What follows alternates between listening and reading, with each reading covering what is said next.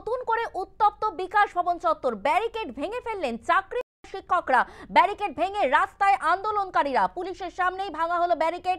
চাকরি ফেরতের দাবিতে রাত ভোর অবস্থান বিক্ষোভ চলে আন্দোলনকারীদের। চাকরি ফেরোচ্ছে, রাত কাটলো রাস্তায়। রাস্তায় বসে স্লোগান দেয় চাকরিহারারা। মোতায়েন রয়েছে প্রচুর পুলিশ এবং র্যাব। মুখ্যমন্ত্রী কেন আসছেন না, এমনটাই প্রশ্ন করছে আন্দোলনকারীরা। আমাদের সঙ্গে ফোন লাইনে রয়েছে আমাদের প্রতিনিধি মৌমিতা মিত্র। মৌমিতা, গতকাল থেকেই যে দফায় দফায় উত্তেজনা ছড়ায় বিকাশ ভবনের সামনে এবং আজ সকালেও নতুন করে উত্তেজনা উত্তপ্ত হয়ে ওঠে বিকাশ ভবন চত্বর, এই মুহূর্তে কি ছবি সেখান থেকে উঠে আসছে? দেখো, এখন এই চাকরিহারা শিক্ষক শিক্ষিকা যারা রয়েছেন, অশিক্ষক কর্মী যারা রয়েছেন, আমরা দেখতে পাচ্ছি গতকাল তারা দিনভর এই বিকাশ ভবনের সামনে আচার্য সেদিনের সামনে তারা অবস্থান বিক্ষোভ করছিলেন এবং তাদের এই অবস্থানকে কেন্দ্র করে দফায় দফায় পরিস্থিতি উত্তপ্ত হয়। এমনকি গতকাল রাতে দেখা যায় যে পুলিশ হঠাৎ করে অতি সক্রিয় হয়ে ওঠে এবং পুলিশের তরফ থেকে লাঠিচার্জ করা হয়। সেই ঘটনাকে কেন্দ্র করে আমাদের পরিস্থিতি উত্তপ্ত হয়ে গেছে এবং রাতভর এই পরিস্থিতির পরে আজকে সকালবেলা দেখা যাচ্ছে নতুন করে আমাদের উত্তেজনা সৃষ্টি হয়েছে বিকাশ ভবনের সামনে। তার কারণ গতকাল যেভাবে তারা অভিযোগ করছেন, তারা অভিযোগ করছেন যে পুলিশের তরফ থেকে নির্বিচারে লাঠি চালানো হয়েছে, লাঠি মারা হয়েছে চাকরিহারা শিক্ষকদের।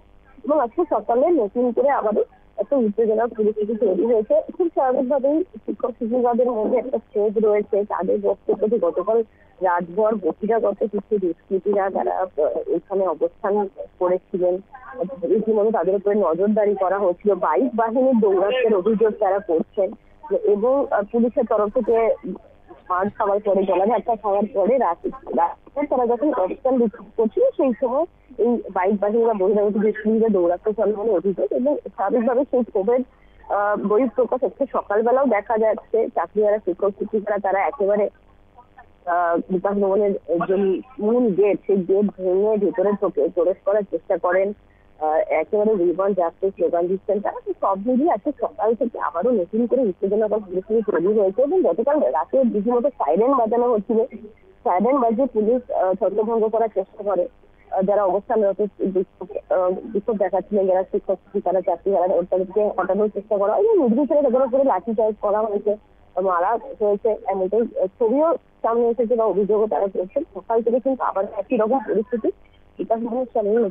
উত্তেজনা প্রচুর পুলিশ বাহিনী মোতায়েন করা হয়েছে, র্যাব রয়েছে, বিধাননগর কমিশন রয়েছে, বিশাল পুলিশ বাহিনী সেখানে মোতায়েন রয়েছে এবং অপরদিকে দেখা যাচ্ছে যে যারা চাকরিহারা শিক্ষক শিক্ষিকারা রয়েছেন তারাও কিন্তু তাদের তরফ থেকে তাদের যে বক্তব্য বা তাদের যে দাবিগুলো ছিল সেগুলোকে একত্রিত করে তারা কিন্তু এখনো পর্যন্ত অবস্থান চালিয়ে যাচ্ছেন এবং পুলিশের তরফ থেকে যে ব্যারিকেড দেওয়া হয়েছিল সেই ব্যারিকেডকে সরিয়ে একেবারে বিকাশ ভবনের মূল গেটের সামনে আবারও তারা অবস্থান, যেভাবে তারা অবস্থান করছিল সেই অবস্থাতেই তারা রয়েছে এবং তাদের যে বক্তব্য বা তাদের যে সেই বিষয়গুলো কিন্তু একই রকম রয়েছে।